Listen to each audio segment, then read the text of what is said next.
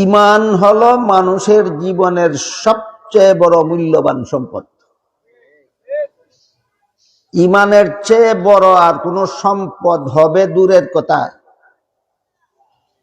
ঈমানের সমমূল্যের কোনো সম্পদ মানুষের জীবনে আর কিছু হতে পারে।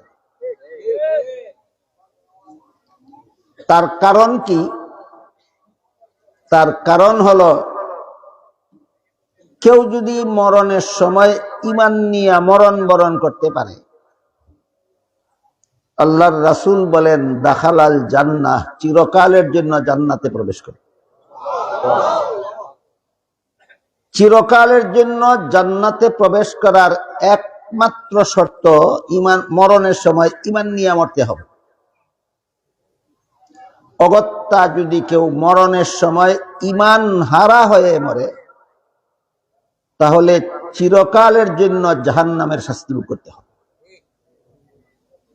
ঈমান হারাবার শাস্তি হলো চিরস্থায়ী জাহান্নাম,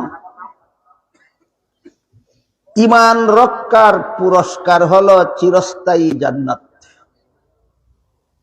যে ঈমান হারাইলে চিরস্থায়ী জাহান্নামের শাস্তি ভোগ করতে হবে, যে ঈমান রক্ষা করলে চিরস্থায়ী জান্নাতের সুখ শান্তি ভোগ করতে পারবে, এই ঈমানের মতো মূল্যবান সম্পদ মানুষের জীবনে আর কিছু হতে পারে না।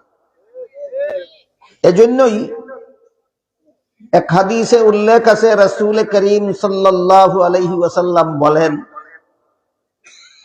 একবার হযরত মুসা আলাইহিস সালাম আল্লাহর কাছে আবেদন করলেন যে আমাকে নবী হিসাবে একটা আলাদা স্পেশাল একটা জিকির শিক্ষা দিন। আল্লাহ মুসা আলাইহিস সালামকে বললেন, লা ইলাহা ইল্লাল্লাহর জিকির করুন। মুসা আলাইহিস সালাম বললেন, এই জিকির তো সমস্ত মুসলমানই করে, আমি নবী হিসাবে স্পেশাল জিকির কি পাইলাম? আল্লাহ জবাবে বলেন, এই লা ইলাহা ইল্লাল্লাহ যদি এক পাল্লায় তোলা হয়, আর 7 আসমান 7 জমিন এবং এর মধ্যবর্তী সবকিছু যদি আরেক পাল্লায় তোলা হয়,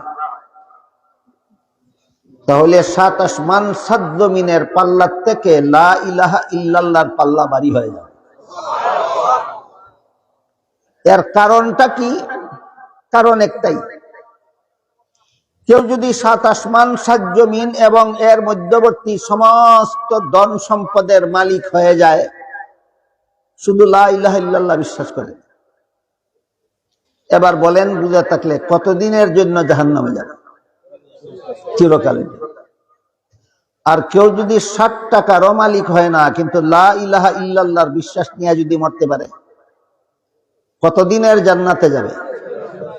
এবার আপনারাই বলুন, 7 আসমান 7 জমিনের মূল্য বেশি না ঈমানের মূল্য বেশি? ঈমানের মূল্য বেশি। এই জন্য সমস্ত মুসলমানদের জীবন ভর মনে রাখতে হবে যে ঈমানের চেয়ে বড় মূল্যবান তো দূরের কথা, ঈমানের সমান মূল্যবান কোন জিনিস মানুষের জীবনে হতে পারে না। ঈমান হলো সবচেয়ে বড় মূল্যবান জিনিস।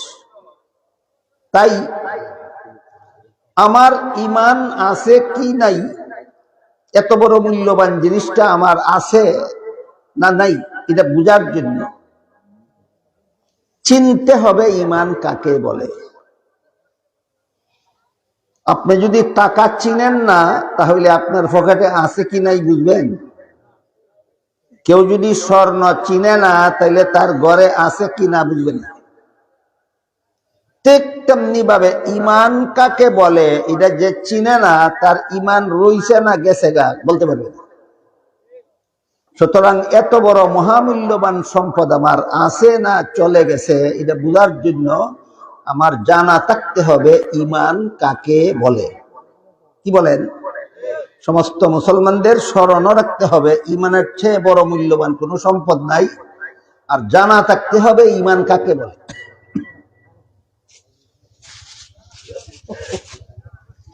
এ মর্মে এক হাদিসে উল্লেখ আছে, হযরত জিবরিল ফেরেশতা মুহাম্মাদুর রাসূলুল্লাহ সাল্লাল্লাহু আলাইহি ওয়াসাল্লামকে জিজ্ঞাসা করেছিলেন, মাল ঈমান,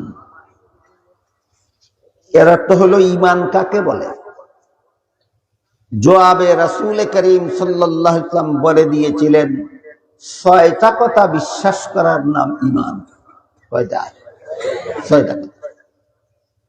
এক নম্বরে আল্লাহ বিশ্বাস করা, দুই নম্বরে ফেরেশতা বিশ্বাস করা, তিন নম্বরে আসমানি কিতাব তথা কুরআন বিশ্বাস করা, চার নম্বরে নবী রাসূল বিশ্বাস করা, পাঁচ নম্বরে তকদীর বিশ্বাস করা, ছয় নম্বরে আখিরাতের চিরস্থায়ী জীবন। কটা হইল? আল্লাহ বিশ্বাস, ফেরেশতা বিশ্বাস, কুরআন বিশ্বাস, নবী রাসূল বিশ্বাস, তকদীর, আখিরাত। কটা হইল? এই ছয়টা কথা বিশ্বাস করার নাম ঈমান। এখানে একটা আশ্চর্য ব্যাপার আছে, বড় মজার ব্যাপার আছে। সেটা হইল কুরআনের ভিতরে ছয় কথা আছে, ছয় কথার ভিতরে কুরআন আছে। এটা একটা আশ্চর্য ব্যাপার না? গ্লাসের ভিতরে পানি থাকে, পানির ভিতরেও কি ওই গ্লাসটা থাকে? থাকে না। এই যে বাল্বের ভিতরে তার আছে, তারের ভিতরেও কি বাল্ব আছে? না, থাকে না। বোতলের ভিতরে পানি আছে, পানির ভিতরেও কি বোতল আছে? না, থাকে না। কিন্তু ঈমান আর কুরআন এমন একটা জিনিস, ঈমানের কথা কুরআনে আছে, কুরআনের কথা ঈমানে আছে। কাজেই আমরা এই ছয় কথাকে সহজে বোঝার জন্য, ছয় কথা যত কঠিন তার চেয়ে আরো সহজভাবে ঈমানের একটা ডেফিনেশন আমরা লাভ করতে পারি, পবিত্র কুরআনের শুরু থেকে শেষ পর্যন্ত আল্লাহ যা কিছু বলেছেন সঠিক বলেছেন বিশ্বাস করার নাম ঈমান। 30 পারা কুরআনে আল্লাহ বিশ্বাস করার কথাও আছে, 30 পারা কুরআনে ফেরেশতা বিশ্বাস করার কথাও আছে, 30 পারা কুরআনে নবী রাসূল বিশ্বাস করার কথাও আছে, 30 পারা কুরআনে কুরআন বিশ্বাস করার কথাও আছে, 30 পারা কুরআনে তকদীর বিশ্বাস করার কথাও আছে, 30 পারা কুরআনে পরকাল বিশ্বাস করার কথাও আছে। এই ছয় কথার ভিতরে কুরআনের কথা আছে, কুরআনের ভিতরে ছয় কথা আছে। কাজেই ছয় কথা যদি স্মরণে রাখতে না পারেন, এক কথা স্মরণ রাখুন, কুরআন বিশ্বাস করার নাম ঈমান। শর্টকাট হইল কিনা? ঈমানের সংজ্ঞাটা, ঈমানের পরিচয়টা খুব সংক্ষিপ্ত এবং স্মরণ রাখার জন্য সহজ হইল কিনা? কুরআনের সব কথা সঠিক বিশ্বাস করার নাম ঈমান। দেখুন তো এই কথাটা আল্লাহ কোরআনে কত চমৎকার ভাবে বলেছেন। আল্লাহ বলেন, আমানার রাসূলু বিমা উনজিলা ইলাইহি মির রাব্বিহি ওয়াল মুমিনুন। রাসূলের কাছে আল্লাহর পক্ষ থেকে যা কিছু নাজিল করা হয়েছে। কেউ বলতে পারেন আল্লাহর পক্ষ থেকে রাসূলের কাছে কি নাজিল করা হয়েছে? কুরআন। আল্লাহর পক্ষ থেকে রাসূলের কাছে কি নাজিল করা হয়েছে? কুরআন। আল্লাহ বলেন, এই কুরআনের উপর রাসূলও ঈমান আনছেন, এই কুরআনের উপর মুমিনরাও ঈমান আনছে। রাসূলের ঈমানও হইল কুরআন, মুমিনের ঈমানও হইল কুরআন। এরপরে আমাদের বুঝতে হবে, কুরআনের কিছু কথা বিশ্বাস করার নাম ঈমান না কুরআনের সব কথা? এখানে আইসা যত সব গন্ডগোল।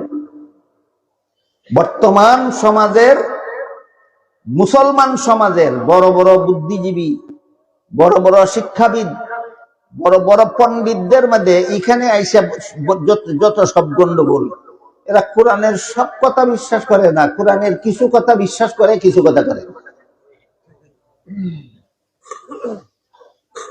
পরবর্তী কথাগুলি বোঝার জন্য আপনারা একটু দয়া করে বলুন তো, কোরআনের কিছু কথা বিশ্বাস করার নাম ঈমান না সব কথা? কোরআনের সব কথা বিশ্বাস করার নাম ঈমান। কোরআনের কিছু কথা বিশ্বাস করে কিছু কথা বিশ্বাস না করলে একেবারে সম্পূর্ণ বেঈমান। তার একটা সহজ উদাহরণ বলি। আপনারা, আমি আশা করি সবাই বলতে পারবেন হুজুর কত ফরজ? ক ফরজ? 4 ফরজ। মুখ দেওয়া, হাত দেওয়া, মাথা মাসে করা, ফাউ দুইলে পরে এই উজু দিয়া নামাজ পড়ন যাব, যেত না? পড়ন যাব। একজনে মুখ দইল, হাত দইল, মাথা মাসে করলো, শুধু ফাউ দইল না, কোন ফরজই আদায় করলো না, না 3 ফরজ আদায় করলো, বাকি রইল কটা? ইটা দিয়া 4 রাকাত নামাজ পড়লে 3 রাকাত হইব না? মুডে হইতো না। তাহলে 4 ফরজের 3 ফরজ আদায় করছে না, তাহলে ইউজু দিয়া 4 রাকাত নামাজ পড়লে 3 রাকাত হইতো না কেন? এই প্রশ্নের যেই জবাব, কোরআনের অনেক কথা বিশ্বাস করছে না, 1-2টাও বিশ্বাস করলে কি হইব? ওই প্রশ্নেরও সেই লোক। বিষয়টা কি বুঝাইতে পারলাম? উজুর যেমন 3 ফরজ আদায় করার পরেও 1 ফরজ আদায় করার বাকি থাকলে মোটেও উজু হয় না, ঠিক তেমনি ভাবে কোরআনের কিছু কথা, অনেক কথা বিশ্বাস করার পরেও 1-2টা কথা না মানলে ঈমান থাকে না। ঈমান যে আমার জীবনের সবচেয়ে বড় সম্পদ, যা থাকে কিভাবে আর যায় কিভাবে জানুন লাগবে। কোরআনের সব কথার উপর যদি আমার বিশ্বাস থাকে তাহলে আমার ঈমান থাকে। কোরআনের কোনো কথার প্রতি যদি আমার আপত্তি থাকে তাহলে আমার ঈমান যায়। আমি কি আপনাদেরকে বুঝাইতে পারলাম ঈমান থাকে কেমনে, যায় কেমনে? কোরআনের সব কথার উপর যদি আমার বিশ্বাস থাকে, ঈমান আমার থাকে। আর কোরআনের কিছু কথার বিরুদ্ধে যদি আমার আপত্তি থাকে, ঈমান থাকে না যায়? ঈমান যায়। আর কোরআনের সব কথা বিশ্বাস করা তো দূরের কথা, কিছু কথা অবিশ্বাস করে, শুধু করে না, বরং কোরআনের কিছু কথা নিয়ে মস্কারি যদি করে, কোরআনের কিছু কথা নিয়ে যদি তামসা করে, জঘন্যতম বেঈমান। কোরআনের 2-1টা কথা বিশ্বাস না করলে বেঈমান, আর কোরআনের কোনো কথা নিয়ে মস্কারি করলে জঘন্যতম বেঈমান। বেঈমানে বেশ কম আছে না? তাইলে 2-4টা কথা কোরআনের অমান্য করলে এ বেঈমান, আর কোরআনের কোনো কথা নিয়ে মস্কারি করলে জঘন্যতম বেঈমান। 2টা কথার 2-1টা উদাহরণ করি। আজকাল আমাদের সমাজের মধ্যে অনেক বড় বড় শিক্ষিত মুসলমান আছেন যাদের কোরআনের বিভিন্ন কথার বিরুদ্ধে আপত্তি আছে। এর মধ্যে একটা কথা, কোরআনের বিধান মতে একজন পুরুষ একত্রে 4 জন স্ত্রী রাখতে পারে। জানুন আশা করি আপনারা। কোরআনের বিধান মতে একজন পুরুষে একত্রে কতজন স্ত্রী রাখতে পারে? খামখেয়ালি করে না, দরকারে, বিনা শর্তে না, কতগুলি শর্ত সাপেক্ষে। খামখেয়ালি করে 2 বউ রাখবো না বিশেষ দরকারে? বিশেষ দরকার। যেমন এক বউ আছে এমন অসল, সংসারের কোনো কাজ করবো দূরের কথা, তার জন্য আরো 3 জন খাদেম লাগে, তারে ওষুধ খাওয়াইতে আর হত্যা দিতে। ধরেন একটা কথার কথা, একবারের বউ যদি এরকম অসল হয় যে তার খেদমতের জন্য আরো 3 জন লোক লাগে, তার স্বামী কি আনন্দবাজার দোকানে সারাদিন বেচা কিনা করবো না বউয়ের খেদমত করবো? কোনটা করবো? বেচা কিনা করলে তার বউয়ের খেদমত কেটা করবো? বাধ্য হইয়া আরেকটা বউ আনা লাগবো যাতে নয়া বউয়ে পুরান বউয়ের খেদমতটা করতে পারে। বলেন এই লোকটা কি বিলাসিতার বিয়া করলো না ঠেকা? ঠেকা বশত একজন মুসলমান পুরুষ সর্বোচ্চ 4 জন পর্যন্ত স্ত্রী রাখতে পারে। আরো কিছু শর্ত আছে, শুধু ঠেকা বশত বউ একজন ঘর আনলে হইতো না, 2 বউরে সমান দৃষ্টিতে দেখতে হবে, বরণ পোষণ সমানভাবে দিতে হবে, সমমানের খানা দিতে হবে, সমান মূল্যের পোশাক দিতে হবে, সমান দামের বাসস্থান দিতে হবে, সমান সমান সময় দিতে হবে। শর্ত নাই? শর্ত নাই? শর্তগুলি লঙ্ঘন করিয়া কেউ যদি ঠেকা ছাড়া শর্ত লঙ্ঘন করিয়া শুধু শুধু মানের খাইছে 2 বউ রাখে, 3 বউ রাখে, এক বউরে 1 দিন টাইম দেয় আর এক বউরে 3 দিন টাইম দেয়, এমন মুসলমান মনে হয় বাংলাদেশও নেই।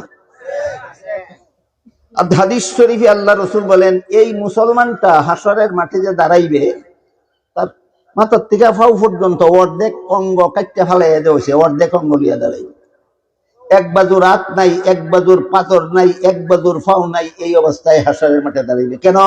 তুমি যেমন দুই বউরে দুই নজরে দেখছ, তোমার দুই সাইডে আল্লাহ হাসরের মাঠে দুই নজরে দেখবে। উভয়টা সাইড কেন কইলাম?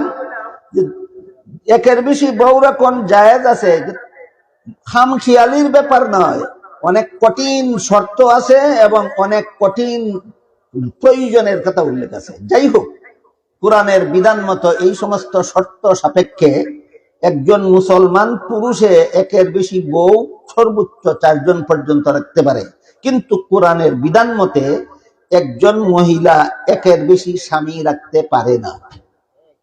আশা করি উভয়টা বিধান কোরআনের আপনারা জানেন, জানেন না? এক পুরুষে 4 বউ রাখতে পারে, এটাও কোরআনের বিধান। এক মহিলা একের বেশি স্বামী রাখতে পারে না, এটাও কোরআনের বিধান। এবং এখন বলেন, আমাদের সমাজে এমন কোন নামদারি মুসলমান পাওয়া যাইবনি যে কয় মহিলাকে যদি একের বেশি স্বামী রাখতে দেওয়া হয় না, তাইলে পুরুষদেরকেও একের বেশি বউ রাখতে দেওয়া হবে না। আসেনি? আছে, আছে। যারা জানেন না একটু খোঁজখবর লিয়া দেখেন, আছে। অশিক্ষিত না, শিক্ষিত, শিক্ষিত।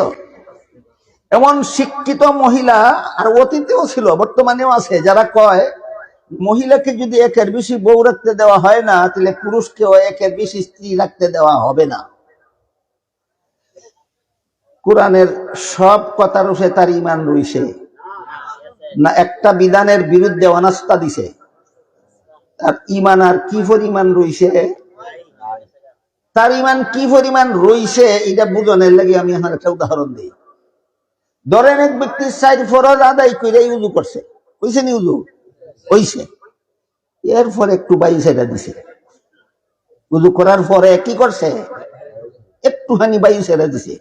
ফরজ আদায় করছিল 4টা, বায়ু ছাড়ছে মাত্র 1টা। উজুর 3 ভাগ রইছে, আরো না সবটাই শেষ। ঠিক তেমনি ভাবে নামাজ বিশ্বাস করে, রোজা বিশ্বাস করে, হজ বিশ্বাস করে, যাকাত বিশ্বাস করে, ইবাদত বন্দেগী বিশ্বাস করে, আখিরাত বিশ্বাস করে, জান্নাত জাহান্নাম বিশ্বাস করে। শুধু একজন পুরুষকে কোরআনের বিধানে 4 বউ রাখার অনুমতি দেওয়া হয়েছে, বিশ্বাস করে না। ওই উজুওয়ালা বায়ু ছেড়ে দিলে তার যেমন উজুর গন্ধও নাই, এই ব্যক্তি নামদারি মুসলমানের ইমানের গন্ধও নাই। এখন প্রশ্ন হইল এই জাতীয় প্রশ্ন, যে পুরুষে যদি 4 বউ রাখতে পারে, মহিলা কেন 4 বউ রাখতে পারবে না? আর মহিলা যদি একের বেশি স্বামী রাখতে পারে না, তাহলে পুরুষকে কেন 4 বউ রাখার অনুমতি দেওয়া হইল? আল্লাহ যুক্তি কিছু কম বুঝে, এই জন্য। বিধানটা তো আল্লাহ। যারা এই সমস্ত যুক্তি দেয়, এদের চেয়ে আল্লাহ যুক্তি কিছু কম বুঝে না? এদের বাপদাদা 14 গোষ্ঠীরে আল্লাহ বানাইছে, যে তোর বাপরে বানাইলো, যে তোর দাদারে বানাইলো, যে তোর ফরদাদারে বানাইলো, যে তোর লক্কর দাদারে বানাইলো, যে তার 14 গোষ্ঠীরে বানাইলো, হে যুক্তি বুঝে না। যুক্তি তুই বুঝস, তোর মতো বেঈমান জগতে আর।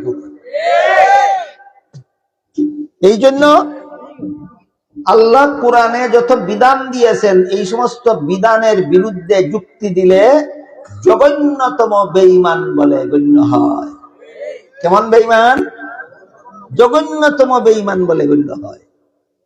কাজেই আল্লাহ যে পুরুষরে 4 বউ রাখার বিধান দিছেন, মহিলাকে একের বেশি স্বামী রাখার বিধান দিছেন না, এর কোনো যুক্তি নাই। এই 1-2 জনে কইছে আছে। আবার কই, এরা বেশি যুক্তি বুঝে না আল্লাহ বেশি যুক্তি বুঝে? আল্লাহ কি যুক্তি না বুঝা বিধানটা দিছে, না যুক্তি বুঝা শুনে? আপনারা যদি কোন শুনবেন, আমি যুক্তিটা একটু বলবো।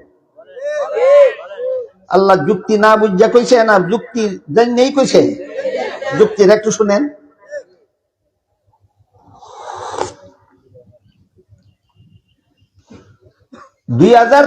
সালের আদমশুমারি মতে বাংলাদেশে যে পরিমাণ পুরুষ আছে, তার চেয়ে 15 লক্ষের বেশি মহিলা আছে। কোন সালের আদমশুমারি? 2023 সালের আদমশুমারি মতে বাংলাদেশে যে পরিমাণ পুরুষ আছে, এর থেকে মহিলা কতজন বেশি? 15 লাখেরও বেশি মহিলা আছে। এখন প্রত্যেকটা পুরুষের কাছে যদি একটা করে মহিলা বিয়া দেওয়া হয়, তাহলে সবগুলি পুরুষে একটা করে বউ হওয়ার পরেও বর্তমান বাংলাদেশে 15 লক্ষ মহিলা থাকবে যাদের কপালে স্বামী একটাও খুঁজে পাওয়া যেত না। এখন এই 15 লক্ষ মহিলার কি হইব?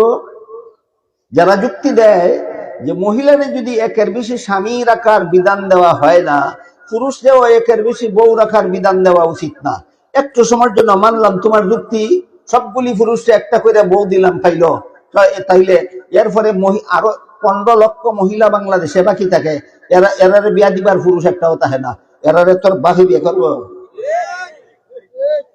আল্লাহ না বুঝছে ওই বিধানটা দিছে, না বুঝে শুনেই দিছে?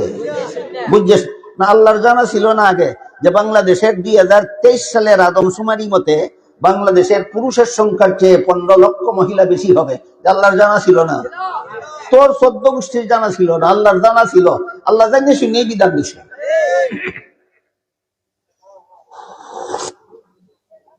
তাইলে আল্লাহ কোরআনে একজন পুরুষকে প্রয়োজনে এবং শর্ত সাপেক্ষে একের বেশি বউ রাখার বিধান দিয়েছেন, একের বেশি বউ রাখার বিধান দিয়েছেন পুরুষের স্বার্থে। একজনে জবাব দিছে, তাহলে বোঝা গেল অধিকাংশরা বুঝছেন না। আবার যেহেতু বাংলাদেশে যে পরিমাণ পুরুষ আছে এর থেকে 15 লক্ষ মহিলা বেশি আছে, প্রত্যেকটা পুরুষের কাছে একটা কইরা মহিলা বিয়া দিলে প্রত্যেকটা পুরুষ এই বউ একটা কইরা পাইল, কিন্তু মহিলা 15 লক্ষ মহিলা বাকি রইল স্বামী পাওয়ার। কিন্তু আল্লাহ যেহেতু একজন পুরুষকে একের বেশি বউ রাখার বিধান দিছেন, এই জন্য 15 লক্ষ মহিলাও স্বামী পাওয়ার সুযোগ আছে। হ্যাঁ, আর যেহেতু একের বেশি বউ রাখার বিধান আছে, কাজে একজনে বিয়া একটা করছিল, হ্যাঁ আর একটা করবো, এই 15 লক্ষর বিয়াটা এইভাবে, ঠিক আছে না? কিন্তু যদি এই এদের যুক্তিটা মেনে নেওয়া যায় যে একজন মহিলাকে যেহেতু একের বেশি স্বামী রাখতে দেওয়া হয় না, কাজেই একজন পুরুষকেও একের বেশি বউ রাখতে দেওয়া হবে না, এই যুক্তি মেনে নিলে সমস্ত পুরুষে একটা করে বউ পাইলেও 15 লক্ষ মহিলা স্বামী পাওয়ার বাকি থাকে কিনা? এদের এই অভাবটা পূরণ করতে হইলে একজন পুরুষকে 2টা, আর একজন পুরুষকে 3টা, আর একজন পুরুষকে 4টা বিয়ে করতে হবে। এখন বলেন, আল্লাহ যে পুরুষকে একের বেশি বউ রাখার বিধান দিছেন, যে পুরুষের স্বার্থে না মহিলার স্বার্থে? আপনি বুঝছেন? অনেক মহিলারা তো বুঝেই না, অনেক পুরুষও বুঝে না। বাংলাদেশের অনেক সরল মহিলারা তো বুঝে না যে আল্লাহ কেন পুরুষের 2 বউ রাখার অধিকার দিলে, বুঝে না মহিলা, অনেক পুরুষও বুঝে না।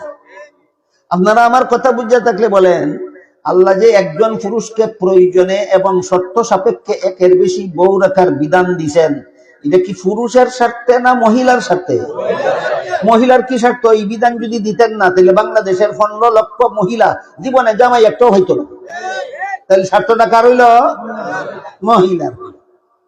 একটা যুক্তি বুঝে থাকলে বলেন, এই সমস্ত যুক্তিবাদীরা যুক্তি বেশি বুঝে না এরার বাপদাদা 14 গোষ্ঠীতে যে আল্লাহ সৃষ্টি করছেন উনি যে যুক্তি বেশি বুঝে? হ্যাঁ।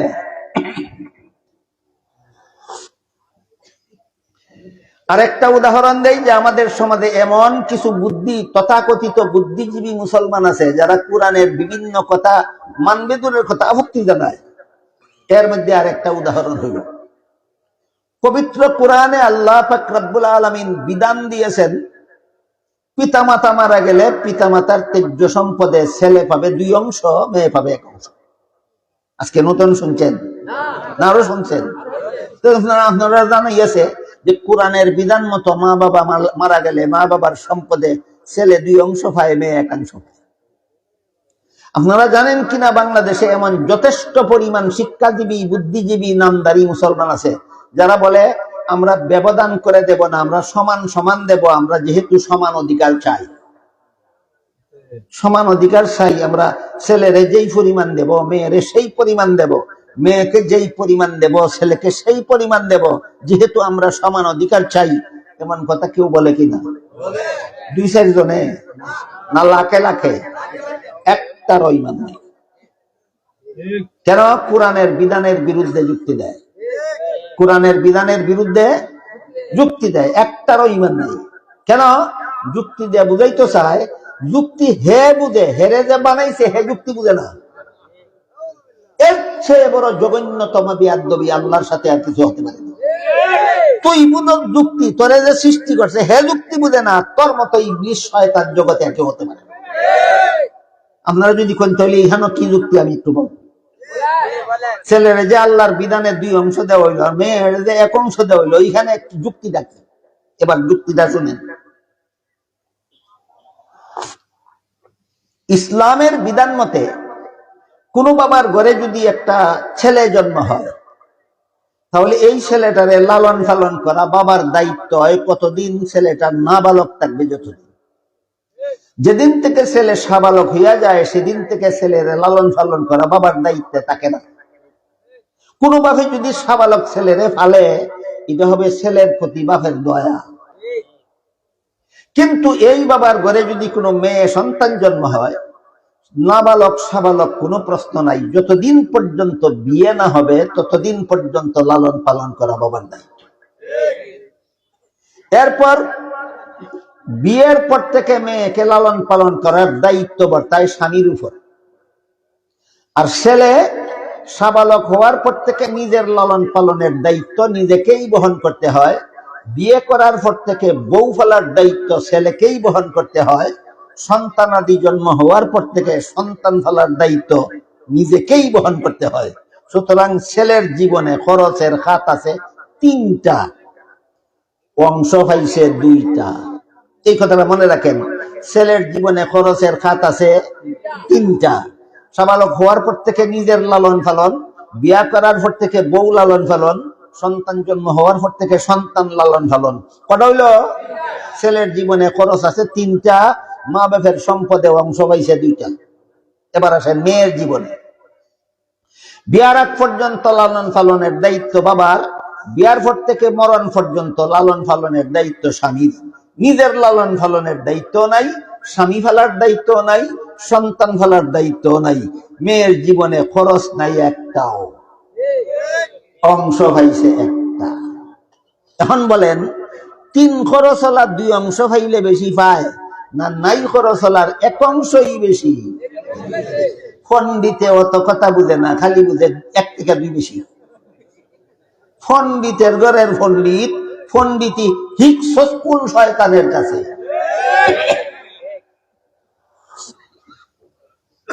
একটা কিচ্ছা কই আপনি।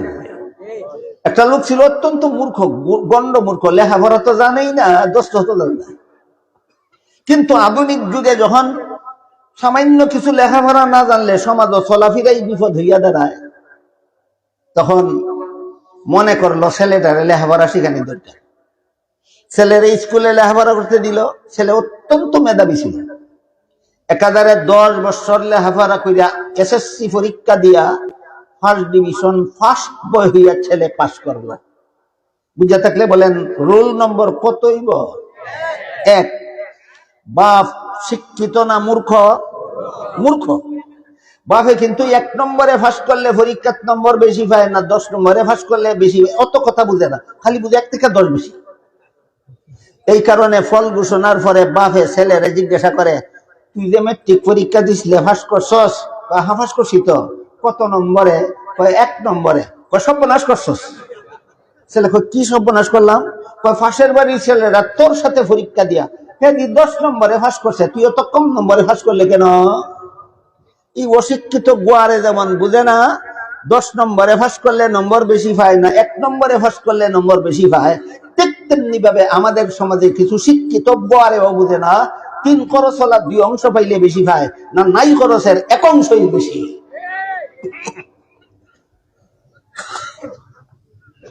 উদাহরণ বুঝে থাকলে বলেন, এরা কত নম্বর ইমানদার? একজনে মাত্র কইছেন। কোরআনের কত কথা মান্য নেওয়ার নাম ইমান? মানছে এই কথা? কোরআনের কত বিধান মেনে নেওয়ার নাম ইমান? সব কথা। এই কথা মানে না যে পুরাপুরি বেঈমান। এইরকম বেঈমানের দেশটা বইরা যাইতেছে গা। আর সাধারণ মুসলমান তাদের ইমান কিভাবে হেফাজতে থাকবে, কিভাবে ইমান নষ্ট হইয়া যাবে, এই ব্যাপারে সতর্ক করাই আলেমগণের দায়িত্ব। আমি দেখতেছি এই সমাজে লাখে লাখে এই সমস্ত শিক্ষিত বেঈমানদের কুযুক্তির কারণে লাখে লাখে সরল মুসলমানের ইমান ধ্বংস হয়ে যেতেছে। এই মুহূর্তেই আলেমগণের দায়িত্ব ইমান কিভাবে রক্ষা হবে তার ব্যবস্থা প্রদান করা।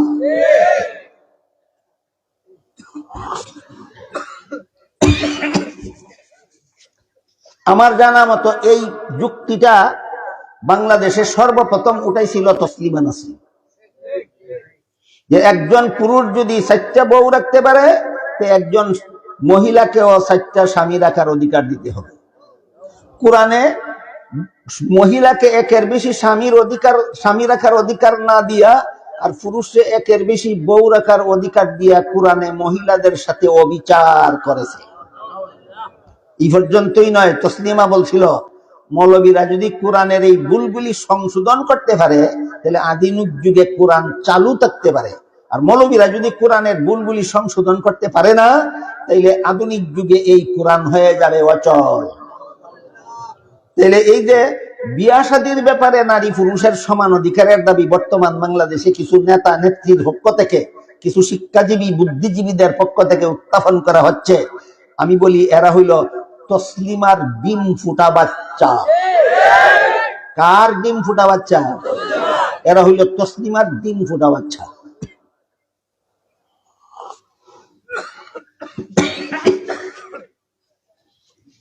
এই কারণে এদের সাথে পুরাপুরি শালীনতা রক্ষা করে জবাব দেওয়া বড় কঠিন। আপনারা যদি বলেন যে এই শয়তানি যুক্তির জবাব দিতে গিয়ে যদি আমি ভাষার শালীনতা পুরাপুরি রক্ষা করতে না পারি তাহলে ক্ষমার দৃষ্টিতে দেখবেন, তাহলে আরেকটা জবাব দেব। যুক্তির জবাব যুক্তি, আরেকটা জবাব সেটা হইল আল্লাহ পাক রব্বুল আলামিন পবিত্র কোরআনের এক আয়াতে বলেন, নিসাউকুম হারসুল লাকুম, হে মুসলমান পুরুষগণ, তোমাদের স্ত্রীরা হলো তোমাদের সন্তান উৎপাদনের ক্ষেত। আল্লাহ ক্ষেত কইছে, তোমাদের স্ত্রীরা হলো তোমাদের সন্তান উৎপাদনের ক্ষেত। ক্ষেত কইল কেন? কারণ আরেক রকমের ক্ষেত আছে, এইখান থেকে বুঝছে এইখানে আসলে সহজ হয় ব্যাপারটা বুঝতে। আরেক রকমের ক্ষেত আছে, ফসল উৎপাদনের ক্ষেত আছে নি, এখান থেকে আমরা ব্যাপারটা বুঝে আসি। বলেন তো, একজন গৃহস্থের যদি 4টা ক্ষেত হয়, 4 ক্ষেত যদি একজন গৃহস্থে ফসল ফলায়, ফসলের ভাগাভাগি নিয়ে ঝগড়া হইব নি? গৃহস্থ ক্ষেত কটা, ফসলের ভাগাভাগি নিয়ে ঝগড়া হইত। কারণ একজন মালিক ঝগড়া কার সাথে করো? কিন্তু ক্ষেত যদি একটা হয় আর গৃহস্থ যদি 4 জন হয়, রাহেন ভাগাভাগি যেবেন করে 4 জন গৃহস্থ মিললে যদি এক ক্ষেত গৃহস্থী করে, ধরেন একটা কথার কথা তরমুজের গাছ লাগাইলো, শত শত তরমুজ ধরলো, ক্ষেত একটা, গৃহস্থ 4 জন। একদিন রাত্রে শিলাবৃষ্টি হইয়া সবগুলি তরমুজ ভর্তা হইয়া গেল, কোন রকমে একটা তরমুজ রক্ষা পাইল। এখন বলেন ফসল কটা? গৃহস্থগণ। এখন ভাগাভাগির জন্য সর্বপ্রথম কমপক্ষে 4টা টুকরা করতে হবে, না কাটতে তো ভাগাভাগি করণই যাবে না। পয়লা নম্বর এটা কাটতে 4টা টুকরা করতে হবে। 2 নম্বর টুকরা যদি সমান সমান না হয় লাগবো নি কাজ্যা, এই কাজ্যা ভাঙ্গাইব কটায়। ঠিক তেমনি ভাবে এই তসলিমা আর বর্তমানের তসলিমার ডিম ফুটা বাচ্চাদের যুক্তি মতো যদি একটা মহিলাকে 4টা পুরুষের কাছে বিয়া দেওয়া হয়, তাইলে এহালি মুলার মতো বাচ্চা হইব না একটা তরমুজের মতো? বুঝা শুই না কই, এহালি কলার মতো না একটা তরমুজের মতো? তরমুজটাকে 4 টুকরা না কইরা 4 বাফেরে দিবে কেমনে? আল্লাহ যুক্তি কম বুঝে না কি বলেন? এই সমস্ত যুক্তিবাদীদের, এই সমস্ত জ্ঞান পাপীদের চেয়ে যুক্তি আল্লাহ কম বুঝে? তোমার সন্তানকে 4 টুকরা করতে হবে 4 বাফেরে দিবার লাগে। এই বিপর্যয়ের হাত থেকে ভবিষ্যৎ প্রজন্মকে রক্ষা করার জন্য আল্লাহ পাক রব্বুল আলামিন মহিলাকে একসাথে 4 স্বামী রাখার বিধান দিয়েছেন না।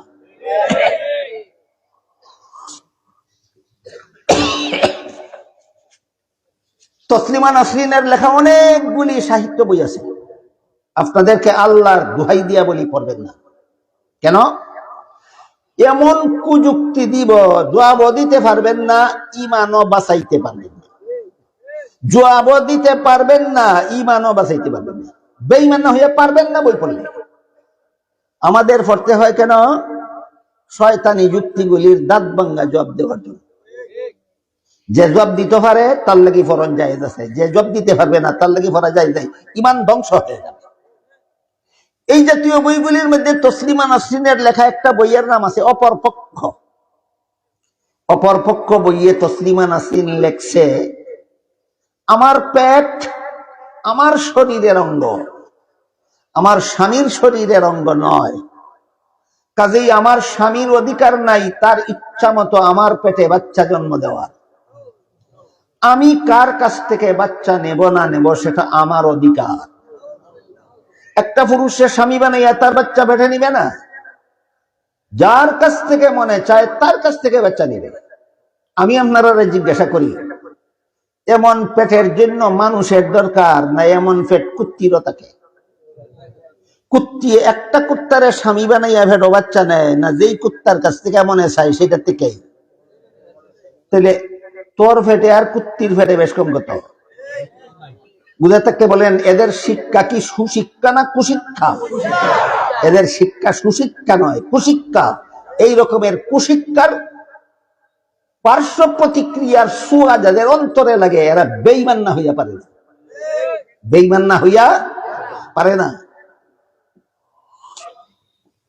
বর্তমান বাংলাদেশে আল্লাহর বিরুদ্ধে, আল্লাহর বিধানের বিরুদ্ধে, কোরআনের বিরুদ্ধে যুক্তি প্রদানকারী দুই দল, একদল শিক্ষিত আর একদল গোয়ার।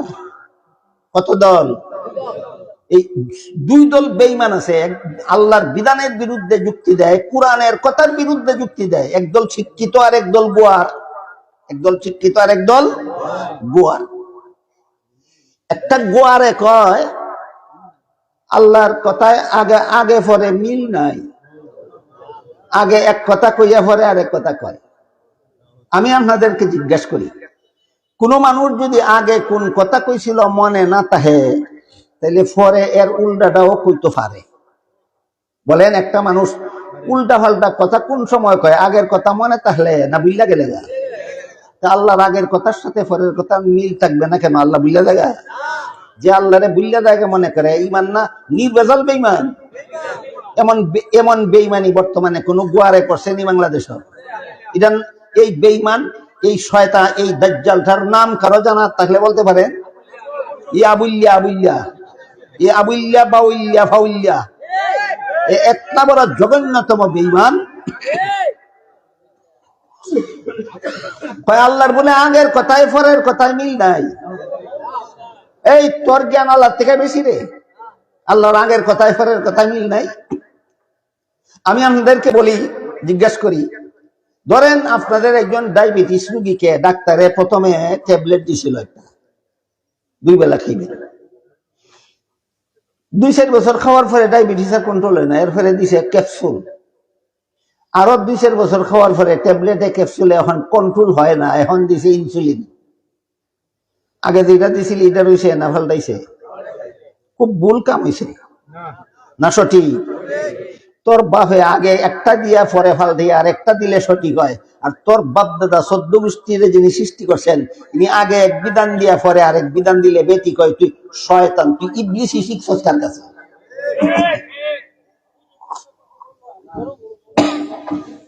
আল্লাহ পাক রব্বুল আলামিন হযরত আদম আলাইহিস সালামের শরীয়তে বিধান দিছিলেন, তোমার আগের বৎসরের ছেলের কাছে পরের বৎসরের মেয়েরে বিয়া দাও, আর পরের বৎসরের ছেলের কাছে আগের বৎসরের মেয়েরে বিয়া দাও। হযরত আদমের ঘরে প্রতি বৎসরে 2টা সন্তান একসাথে জন্ম হইতো, যেটা বাংলায় যমজ সন্তান কয়, যমজ। আমরা সিলেটে কই যমক, বাংলায় কই যমজ। আপনারা কোনটা কোন? যমজ সন্তান জন্মিত। একটা ছেলে একটা মেয়ে আগের বৎসর আদমের ঘরে একসাথে জন্ম হইতো, পরের বৎসর আবার একটা ছেলে একটা মেয়ে একসাথে জন্ম হইতো। না আরো কোনো মানুষ আছে দুনিয়াতে? যত সন্তান জন্ম হয়তো আদমের ঘরেই হয়। আদমের মেয়েরা কার ছেলের কাছে বিয়া দিবেন? আল্লাহ বলেন, তোমার আগের বৎসরের ছেলের কাছে পরের বৎসরের মেয়েরে বিয়া দাও, পরের বৎসরের ছেলের কাছে আগের বৎসরের মেয়েরে বিয়া দাও। যে ছিল আদম আলাইহিস সালামের যুগে আল্লাহর বিধান। মুহাম্মদুর রাসূলুল্লাহর উম্মতের যুগে এক বাপের সন্তান ছাড়া আর কোনো সন্তান দুনিয়াতে নাই। এখন আল্লাহ বিধান দিছেন নিজের ছেলের কাছে নিজের মেয়ের বিয়া দেওয়া হারাম। এবার বলেন, আদম নবীর যুগে আল্লাহ বিধান একটা দিছিলেন, মুহাম্মদুর রাসূলুল্লাহর যুগে বিধান আর একটা দিছেন কিনা? না বুঝিয়া, না বুঝিয়া, না অবস্থা উপযোগী। আল্লাহ যদি কোনো বিধান পরিবর্তন করেন, অবস্থা বিবেচনায় পরিবর্তন করেন, তোর মতো মস্তানি কইরা না। কাজেই এখন যদি কেউ নিজের মেয়েকে নিজের ছেলের কাছে বিয়া দিয়া কয়, এটাও তো আল্লাহর বিধানই পালন করলাম, এর মতো জঘন্যতম বেঈমান আর কেউ হতে পারে না। তাহলে আল্লাহ কি স্ববিরোধী কথা কইছে? না অবস্থা অনুযায়ী ব্যবস্থা দিছে। ডাক্তারের অবস্থা অনুযায়ী ব্যবস্থা দিলে ডাক্তারের কোনো দোষ হয় না, আর আল্লাহ অবস্থা অনুযায়ী ব্যবস্থা দিলে তুই আল্লাহর দোষ ধরস। ময়রা দেখ, মাটি চলে গিয়া দেখ, ফিসটা বসা আছে লইয়া। কিন্তু আমার দুঃখ এই জন্য না, এটা তো গোয়ার, আবুল্লা হইল গোয়ার, এই জন্য আমি দুঃখ, আমার দুঃখ হয় না। দুঃখ হয় ওই সমস্ত তথাকথিত জ্ঞান পাপী বুদ্ধিজীবীদের ব্যাপারে, যারা এর পক্ষ হইয়া বিবৃতি দেয়। এমন কিছু বুদ্ধিজীবী আছে না বাংলাদেশ, যে সময় হে আল্লাহর বিরুদ্ধে যুক্তি দেয়, এই সময়রাও করে না। যখন এর বিরুদ্ধে প্রতিবাদের ঝড় উঠে, তখন প্রতিবাদীদের বিরুদ্ধে এই শিক্ষিত গোয়ারেরা যুক্তি দেয়। বাংলায় একটা কথা আছে, লাল কুত্তা শিয়ালের ভাই। এটা আসলে বাংলা না, এটা ফার্সি একটা প্রবাদের বাংলা অনুবাদ। ফার্সি ভাষায় একটা প্রবাদ আছে, সগে সুর বেড়াদরে গুপার, এর বাংলা হইল লাল কুত্তা শিয়ালের ভাই। কুত্তা আর শিয়াল জাতি একটা না, জাতি দুইটা, কিন্তু শিয়ালে একভাবে চিল্লি দেয়, কুত্তায় আরেকভাবে চিল্লি দেয়। শিয়ালে একভাবে চিল্লি দেয়, কুত্তা আরেকভাবে চিল্লি দেয়। হঠাৎ একদিন দেখে লাল একটা কুত্তা ইয়ার যেমন হুয়া হুয়া কুইয়া ডাক দিছে, কুত্তায় হু কুইয়া ডাক দিছে। কই দুইটার ডাক যখন একরকম, তাহলে লাল কুত্তাটাও শিয়ালের ভাই। ঠিক তেমনি ভাবে আবুল্লাহ গোয়ার অশিক্ষিত হে যখন আল্লাহর বিরুদ্ধে আল্লাহর বিরুদ্ধে কটূক্তি করছে, এই সময় এই সমস্ত বুদ্ধিজীবীরা রাও করে না, চুপ। যখন এর বিরুদ্ধে প্রতিবাদের ঝড় উঠেছে, তখন এই শিক্ষিতরা প্রতিবাদীদের বিরুদ্ধে মুখ খুলছে, লাল কুত্তা শিয়ালের ভাই। ফার্সি ভাষারটা কইলাম, এখন সিলেটি ভাষারটা কই। সিলেটে একটা কথা আছে, সুরে সুরে খালাত্তো ভাই, তিন সুরে আলী। আলী বুঝুন বিসি না, হালি হালি, সাইটটা দেয় হালি হয়, সাইড কলায় কি হয়, এই রকম হালি। তো সিলেটি ভাষার একটা কথা আছে, চুরে চুরে খালাত্তো ভাই, তিন সুরে আলী, এক সুরে বিয়া করে আরেক সুরে শালি। ঠিক এই অবস্থাটা হইল এই অশিক্ষিত গোয়ারদের আর শিক্ষিত গোয়ারদের অবস্থা।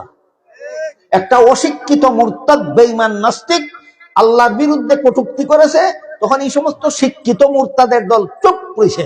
যখন এর বিরুদ্ধে প্রতিবাদের ঝড় উঠেছে, প্রতিবাদীদের বিরুদ্ধে শিক্ষিত এই লাল কুত্তার ভাইয়েরা, এই এক চুরে বিয়া করে আরেক চুরের শালিওয়ালারা তখন প্রতিবাদীদের বিরুদ্ধে বিবৃতি দেয়। আল্লাহর বিরুদ্ধে কথা বলে সময় বিবৃতি দেয় না, প্রতিবাদ যারা করে এদের বিরুদ্ধে বিবৃতি দেয়। এরার এই কয় চুরে চুরে খালাত্তো ভাই, তিন চুরে আলী, এক চুরে বিয়া করে আরেক চুরে শালি।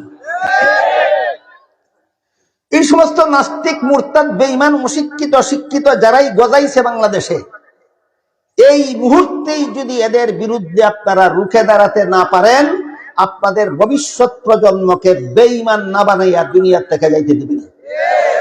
আপনারা যদি চান আপনাদের কলিজার টুকরা ভবিষ্যৎ প্রজন্ম ঈমান নিয়ে বাঁচুক, ঈমান নিয়ে মরুক, পরকালে জাহান্নাম থেকে বাঁচুক, জান্নাতের অধিকারী হোক, মহামূল্যবান সম্পদ ঈমান নিয়ে যদি চান আপনাদের সন্তানরা দুনিয়া আখিরাতে ঈমান রক্ষা করুক, তাহলে এই সমস্ত মুরতাদ বেঈমান নাস্তিক এবং নাস্তিকের দূষরদেরকে বিরুদ্ধে এখনোই রুখে দাঁড়াতে হবে, এখনোই রুখে দাঁড়াতে হবে। বড় আশ্চর্য লাগে আমার, কিছু শিক্ষিত মানুষ নেতৃস্থানীয় আছে, এরা ওই সমস্ত বাউল আর ফাউলদের পক্ষে কথা কয়। তবে একটা কথা আছে, এমন শিক্ষিত নেতাও বাংলাদেশে আছে যিনি বেশ কিছুদিন আগেই কইয়া রাখছে, শরিয়া আইনে আমি বিশ্বাস করি না। শরিয়া আইন মানে আল্লাহর বিধান, শরিয়া আইন মানে আল্লাহর বিধান। 5 বেলা নামাজ ফরজ, আল্লাহর বিধান নেই।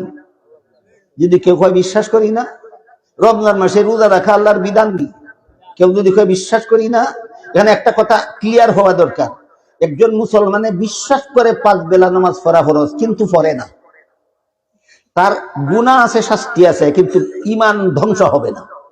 বুঝুননি কথা? দেখুন, একজন মুসলমান বিশ্বাস করে রমজান মাসে রোজা রাখা ফরজ, কিন্তু রাখে না, বেঈমান হবে না শুধু গুনাহগার হবে? তোমার গুনাহ আছে, শাস্তি আছে, কিন্তু ঈমান, বেঈমান হইতো না। একজন মহিলা বিশ্বাস করে পর্দা করা ফরজ, কিন্তু পর্দা রক্ষা করে না, তার বেঈমান হবে না, তার বেপর্দা চলার গুনাহ আছে, শাস্তি আছে, কিন্তু বেঈমান হবে না। কিন্তু কেউ যদি বলে আমি 5 বেলার নামাজ ফরজ, বিশ্বাস করি না, সাথে সাথে বেঈমান। কেউ যদি বলে রমজান মাসে রোজা ফরজ, বিশ্বাস করি না, সাথে সাথে বেঈমান। কোন মহিলা যদি বলে পর্দা করা ফরজ, বিশ্বাস করি না, সাথে সাথে বেঈমান। বুঝা থাকলে বলেন, পালন না করা আর বিশ্বাস না করা কি এক কথা? তাইলে তুমি এমনি কইতা কথাটা যে শরিয়া আইন সঠিক, আমরা শরিয়া আইনের কারণ আইনের আন্দোলন করি না, তাইলে তো অন্তত শরিয়া আইনের আন্দোলন কেন করো না? এটার জন্য তোমার গুনাহ আছে, শাস্তি আছে, বেঈমান হইতা না। না এমনি না কয় শরিয়া আইন বিশ্বাস করি না। শরিয়া আইন বিশ্বাস করি না কইলে ঈমান তাহে না বেঈমান হইয়া যায়? আমি আগে কিছু ঈমান তাহে কেমনে, যায় কেমনে? ঈমান চিনলে তো একজনে বুঝতে পারবে। ঈমান চিনেই না, তার ঈমান তাহে কেমনে, যায় কেমনে? গুড়ার ডিমা বুঝে না। সকালে ঈমানদার থাকে, বিকালে বেঈমান হইয়া যায়, বিকালে ঈমানদার থাকে, সকালে বেঈমান হইয়া যায়। এদের খপ্পরে পড়লে আপনাদের ঈমান ধ্বংস না করে যাবে না, আপনাদের ভবিষ্যৎ প্রজন্মের ঈমান ধ্বংস না করে যাবে। তো আমি বলতে চাইছিলাম, যে নেতা কয় আমি শরিয়া আইনে বিশ্বাস করি না, এই নেতা যদি বাউল আর ফাউল আর আবুলদের পক্ষে কথা কয়, এ তো আগেরই বেঈমান, কই তুই ভারে, এ তো আগেরই বেঈমান, কই তুই ভারে। কিন্তু যারা শরিয়া আইনে বিশ্বাসী, বলেন এরা এই সমস্ত আল্লাহরে নিয়ে যারা তামসা করে, আল্লাহর বিধানের বিরুদ্ধে যারা তিরস্কার করে, এরাও কি এই বাউল আর ফাউল মুরতাদ বেঈমানদের পক্ষে কথা বলতে পারে? সুতরাং বর্তমান বাংলাদেশে এই বাউল ফাউল আবুলদের পক্ষে যারা বিবৃতি দিচ্ছে, সত্যি লাল কুকুর শিয়ালের ভাই, চুরে চুরে খালাতো ভাই, এক 3 সুরে আলী, এক সুরে বিয়া করে আরেক সুরে শালী। আরেক রকমের নাস্তিক মুরতাদ আল্লাহর বিধান বিরোধী আছে। এরা অশিক্ষিত গোয়ারও না, শিক্ষিত গোয়ারও না, এরা আলেম রূপী গোয়ার। কি রূপী?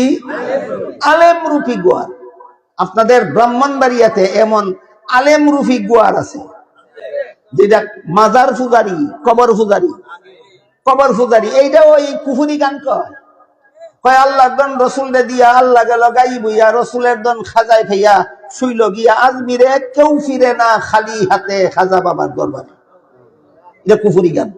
হের মাথার মধ্যে শিখের ফাগরির মতো ফাগরি বান্ধা থাকে, হের মুহের মধ্যে রবীন্দ্রনাথ ঠাকুরের দাড়ির মতো দাড়ি থাকে, হের গায়ের মধ্যে আবু জাহালের মতো লম্বা দুব্বা থাকে। আমি জিজ্ঞাসা করি, যে কুফুরি মতবাদে বিশ্বাসী, তার মাথার ফাগরির দাম কত? শিখের মাথার ফাগরির দাম যত।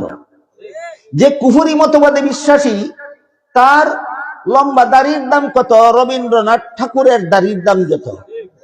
যে কুফুরি মতবাদে বিশ্বাসী, তার গায়ের লম্বা জুব্বার দাম কত?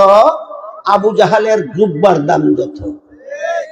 কুফির দাম আছে, ফাগরির দাম আছে, দাড়ির দাম আছে, জুব্বার দাম আছে, সবকিছুর দাম আছে, যদি ঈমান থাকে। যদি বেঈমান হইয়া গেলে টুফির আধা পয়সার দাম নাই, বেঈমান হইয়া গেলে দাড়ির আধা পয়সার দাম নাই, বেঈমান হইয়া গেলে জুব্বার আধা পয়সার দাম নাই। এটা বুঝবার লেগে একটা সহজ উদাহরণ দেই, শুনেন। আমাদের সিলেটে 1 লেখা ডাইনে শূন্য দিলে 10 হয়। হ্যাঁ, আমাদের সিলেটে এমনই হয়, 1 লেখা ডাইনে শূন্য দিলে 10 হয়। আপনারা ব্রাহ্মণবাড়িয়া কি হয়? 2টা শূন্য দিলে, 3টা শূন্য দিলে, 4টা শূন্য দিলে 10,000। এখন যখন দেখছে 4টা শূন্য দিলে 10,000 হয়েছে, কয় তাহলে এখান থেকে একবার দিলে আর অসুবিধা কি? 4টা শূন্য রেখে একটা মুচ চালাইছে। কত থেকে কত মুচ্ছে? 10,000 থেকে 1 মুচ্ছে, আরো 9,999 হয়েছে, না খালি গুড়ার ডিম হয়েছে। ঠিক তেমনি ভাবে তোমার মাথা ফাগরি আছে, তোমার মুহ লম্বা দাড়ি আছে, তোমার জুব্বা আছে, তোমার মুখে অনেক কিছুই আছে, কিন্তু এই কুফুরি গান কইয়া তোমার এক মুচ চালাইছ, তোমার কাছে এই টুফি নামের গুড়ার ডিম, ফাগরি নামের গুড়ার ডিম, জুব্বা নামের গুড়ার ডিম ছাড়া আর কিছু না। এই বাউল এটা আলিম রূপী বাউল, এই বাউল এটা কি রূপী? আলিম রূপী বাউল। এটাও একটা বাউল, বাউল শিল্পী, এটা একটা বাউল শিল্পী। হ্যাঁ, কয় কি? কয় আমি গান গাই না, আমি শান গাই। গান গায় কয় না, শান গায় কয়। কার শান গাছ তুই? কোন সময় কয় নবীর শান গাই, কোন সময় কয় ওলির শান গাই। কয় কিনা নবীর শান, ওলির শান। তো ওলির শান গাইয়া একটা গান কইছে, কয় আল্লাহর দন রসুল্লে দিয়া আল্লাহ গেল গাইবিয়া, রসুলের দন খাজাই পাইয়া শুই লগিয়া আজমিরে, কেউ ফিরে না খালি হাতে খাজা বাবার দরবারে।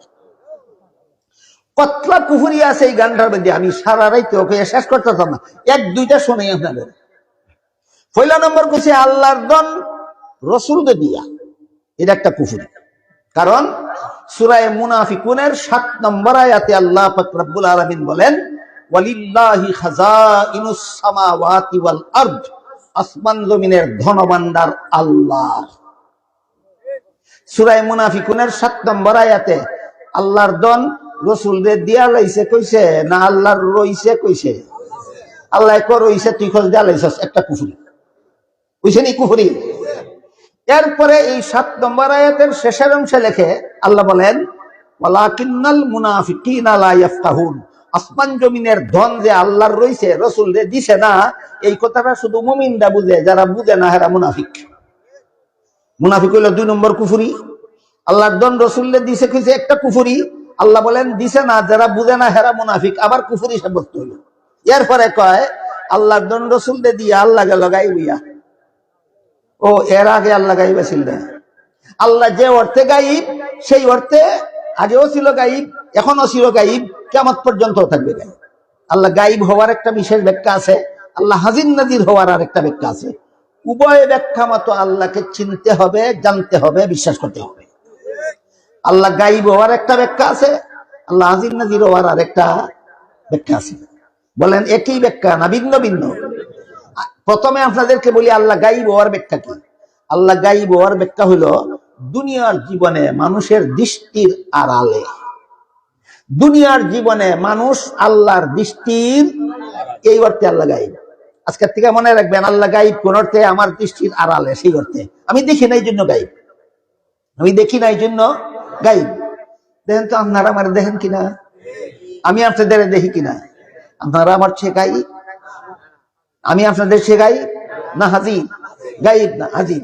তো আল্লাহ মানুষের দৃষ্টির আড়ালে দুনিয়ার জীবনে, অতীতেও ছিলেন, বর্তমানেও আছেন, কিয়ামতের আগ পর্যন্ত আল্লাহ সমস্ত মানুষের দৃষ্টির আড়ালে থাকবেন, এই অর্থে আল্লাহ গাইব। তাহলে আল্লাহর দন রসুলদের দিয়ে আল্লাহ গাইব হইছে না আগের থেকেই গাইব? এই কথাটাও কুফরি।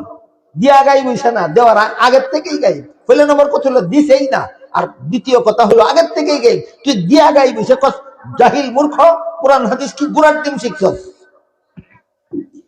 এরপরে আল্লাহ হাজির নাজির কোন অর্থে? আল্লাহ পাক রব্বুল আলামিন বলেন, আলাম ইয়ালাম বিআন্নাল্লাহা ইয়ারা, বান্দা কি জানে না সর্বাবস্থায় সর্বদা আল্লাহ সবকিছু দেখেন। বিশ্বাস করেন আপনারা? আল্লাহ সর্বাবস্থায়, সকলের সর্বাবস্থায়, সর্বকালে সবকিছু দেখেন, এই অর্থে আল্লাহ আজির নাজির। আল্লাহ দেখেন না অর্থে আজির নাজির, না দেখেন অর্থে আজির নাজির? আল্লাহ সবকিছু দেখেন সব সময়, এই অর্থে আল্লাহ আজির নাজির। আমরা আল্লাহকে দেখি না কোনো সময়, এই অর্থে আল্লাহ গাই। বুঝাইতে পারলাম না? খুব কঠিন নাকি? একেবারে সহজ ব্যাপার। বেঈমানে গুড়ার ডিম শিখছে না কোরআন হাদিস। আমি জানি তো এরা যেখানে পড়ে, এখানে কিতাব পড়া হয় না, সিলেবাস পড়ানি হয়। কিতাব পড়ায় না, সিলেবাস পড়ায়। আমি গেছিলাম একবার ওইখানে পড়ানি, এরা যেখানে পড়ছে ওইখানে একটা বিশেষ প্রসঙ্গক্রমে এরা যেখানে পড়ছে সেখানে আমি একবার পড়াইতে গেছিলাম। আমার বিশাল বড়, এত বড় কোরআন শরীফের এডিশন যত বড়, অত বড় একটা কিতাব দিছে, হাদিসের মিশকাত শরীফের পড়াইতাম। আমি কইলাম এত বড় কিতাব আমি 1 বছরে পরে এখানে শেষ করবো। সবটা পড়াইলে খালি সিলেবাস পড়াইবেন? আমি কইলাম সিলেবাস কতটুকু? কয় কিতাবুল ইলম। বললেন দেখি মাত্র কয়েক খাতা, এত মোটা কিতাবের কয়েক খাতা, এটার নাম সিলেবাস। বলেন এরা যেখানে পড়ে কিতাব পড়ে না সিলেবাস পড়ে? এই কারণে অর্ধেকটা পরে অর্ধেকটার খবর রাখে না, অর্ধেকটা পরে অর্ধেকটার খবর রাখে না। বিষয়টা আপনারা বোঝানির লাগে আর একটা কিচ্ছা কই কই হাতুড়ে ডাক্তার ছিলেন আপনারা, খুব ভালো চিকিৎসক, না চিকিৎসক নামের গোয়ার, চিকিৎসক নামের গোয়ার। এই হাতুড়ে ডাক্তারের কাছে এই যে একরকম রোগ আছে, চোখে দেখে সন্ধ্যার সময় দেখে না, রাত কানা, এক রাত কানা চিকিৎসা করতে গেছে হাতুড়ে ডাক্তারের কাছে। ডাক্তারে কয় তোমার চিকিৎসা আমার ডাক্তারি বই দীক্ষা করন লাগে। রুগী কয় এটা আরো বালা, বই দীক্ষা করলে তো চিকিৎসা কোনো বলিত না। তো বই একটা লইছে, তো লইয়া উল্লাইয়া ফেল দিয়া হঠাৎ কয় ভাইসি বইয়ে তোমার চিকিৎসা, বলে কি কয় এখানে লেখছে চক্ষু রুগীকে লোহার শলাকা পুরে লাল করে পায়খানার রাস্তার পাশে দাগ দিতে হবে। এই দাগ দিতে হবে পর্যন্ত পৃষ্ঠাও শেষ হয়েছে, লাইনও শেষ হয়েছে। দাগ দিতে হবে পর্যন্ত কথাটা আইয়া আমাদের পৃষ্ঠাও শেষ হয়েছে, লাইনও শেষ হয়েছে, কিন্তু কোনো দাড়ি কমা নাই। আপনারা বলেন তো বইয়ের শেষ লাইনে যদি দাড়ি কমা না থাকে তাহলে কথা শেষ না হওয়ার পৃষ্ঠায় বাকিটা এদের দাড়ি কমা নাই, এটা খেয়াল করছে না। এটার দিক কে কয় ফাইসি তোমার চিকিৎসা, বলে কি লোয়ার শলা ফিরা লাল ফিরা তোমার হিয়ে নদাক দুই চারজন মানুষে কইছে যাইতে ধরছে, আর এই ডাক্তারের লোয়ার শিখ ফিরা লাল ফিরা ওইখানে রাখ দিয়া ছেড়ে দিছে। এটা ইনফেকশন হইয়া শেষ পর্যন্ত পছন্দ সে। আগে তো সন্ধ্যা বেলায় চলতে পারতো না, এখন দিনের বেলায় চলতে তো পারেই না। আগে তো বইতে পারতো, এখন বইতে পারে না। শেষ পর্যন্ত হাসপাতাল গেছে চিকিৎসার লাগি। হাসপাতালের সার্জন জিজ্ঞাসা করে তোমার এই রোগের সৃষ্টি কেমন হইল, চক্ষু রোগের চিকিৎসার থেকে সৃষ্টি হইল। হাসপাতাল কি এটা কি করে চক্ষু রোগের চক্ষু রোগ থেকে ওইখানে কেন ইনফেকশন হয়, কোন ডাক্তারে করছে, কয় অমুক ডাক্তারে। খবর দিছে ডাক্তার সাহেব আপনি যে বই দেখে রোগীর চিকিৎসা করছিলেন বইটা লইয়া আসেন। আছে বই দেখেন তো কই হয়েছে, এই দেখেন বইয়ে লেখা আছে চক্ষু রোগীকে লোহার শলাকা দুগ্ধ করে পায়খানা রাস্তার পাশে দাগ দিতে হবে। সার্জনে চাইয়া দেখে কথা তো শেষ হয়েছে, কিন্তু লাইনও শেষ হয়েছে, কিন্তু দাড়িও নাই কমাও নাই। এর মানে কি বাকি কথাও ফিস্টা দিছে। সার্জনে কয় ফিস্টাটা উল্টান তো, ফিস্টাটা উল্টাইছে। পরের ফিস্টার ফুল্লা লাইনে লেখা রুগীটা যদি চতুষ্পদ জন্তু হয়, বুঝছেন বাকি কথা কোন ফিস্টায় বলেন। কার চিকিৎসা কারে করছে, গরুর চিকিৎসা মানুষে করছে। কার চিকিৎসা কারে করছে, গরুর চিকিৎসা মানুষে করছে। এই সমস্ত আলিম রুফি ফাউলরা এই কোরআন হাদিস এই রকমের ভরা পড়ে, এই বাজু পড়ে এই বাজু পড়ে না, নিজেই কোরআন দিন বুঝে না, সমাজ আইয়া শান গাওয়ার নামে কুফুরি গান গায়। কিসের নামে কি গান গায়, শান গাওয়ার নামে কুফুরি গান গায়। সবটা কই আমি আগে কিছু সারাইতে শেষ করতে পারতাম না। গানের শেষের কুফুরিটা বলি শুনেন। শেষের কুফুরিটার মধ্যে কয় কেউ ফিরে না খালি হাতে খাজা বাবার দরবারে। এরা একজন ওলি ছিলেন খাজা মঈনুদ্দিন চিশতি রহমতুল্লাহ আলাইহি। ইন্ডিয়ার আজমিরে তার মাজার আছে। সারা দুনিয়ার মুসলমান জানে ইনি পৃথিবী বিখ্যাত একজন ওলি, আল্লাহর ওলি ছিলেন। বলেন এদের মতো মাজার ফুজারি বন্ড ছিলেন না পৃথিবী বিখ্যাত ওলি ছিলেন? ইন্ডিয়ার আজমিরে তার মাজার আছে। এই আলিম রুফি বাউলে গানের শেষের অংশে কয় কেউ ফিরে না খালি হাতে খাজা বাবার দরবারে। খাজা মঈনুদ্দিন চিশতি রহমতুল্লাহ মাজারও গিয়া যে যা চায় সবকিছু দেওয়ার ক্ষমতা আছে বাবা। আমি আপনাদেরকে জিজ্ঞাসা করি, আপনাদেরকে সন্তান দেওয়ার ক্ষমতা কার? আপনাদেরকে সুখ শান্তি দেওয়ার ক্ষমতা কার? আপনাদেরকে হায়াত মউত দেওয়ার ক্ষমতা কার? আপনাদেরকে জাহান্নাম থেকে নাজাত দেওয়ার ক্ষমতা কার? আপনাদেরকে জান্নাত দেওয়ার ক্ষমতা কার? এই ক্ষমতা খাজা বাবার আছে বিশ্বাস করা এটা শান না কুফুরি গান? এই সমস্ত কুফুরি কর্মকাণ্ড একদল অশিক্ষিত গোয়ারে করে, একদল শিক্ষিত গোয়ারে করে, একদল আলিম রুফি বন্ড সুন্নি মাজার পূজারীরাও করে। ইমান বিপন্ন হওয়ার ব্যবস্থা নেই, সাধারণ মুসলমানের ইমান বিপন্ন হওয়ার ব্যবস্থা নেই। ইমান বিপন্ন হওয়ার ব্যবস্থা এই মুহূর্তে আর কোন পথ নাই সর্বস্তরের মুসলমানের। এই সবগুলি দাজ্জাল, সবগুলি ভণ্ড, সবগুলি বেঈমানকে বয়কট করা ছাড়া আর তীব্র প্রতিবাদ নিয়ে সরকারকে আন্দোলনের মুখে এদেরকে সর্বোচ্চ শাস্তি ফাঁসি কার্যকরে সরকারকে বাধ্য করা ছাড়া ইমান বাঁচাবার আর কোনো পথ নয়। আল্লাহ আপনাদের আমাদের সবাইকে আমাদের নিজেদের ইমান, আমাদের ভবিষ্যৎ প্রজন্মের ইমান রক্ষার স্বার্থে, যে ইমান সবচেয়ে বড় মহামূল্যবান সম্পদ, ইমান রক্ষার স্বার্থে গোয়ার বাউলদের বিরুদ্ধে, শিক্ষিত বাউলদের বিরুদ্ধে, বন্ড সুন্নি লিবাসদারি বাউলদের বিরুদ্ধে রুখে দাঁড়াবার এখনোই সুমতি দান করুন। সবাই বলুন আমিন। সুবহানা রাব্বিকা রাব্বিল ইজ্জাতি আম্মা ইয়াসিফুনা ওয়া সালামুন আলাল মুরসালিন আলহামদুলিল্লাহি রাব্বিল আলামিন। কথায় কথায় একটু বেশি সময় আপনারা নষ্ট করে লাইছি, মেহেরবানি করে মাফ করবেন।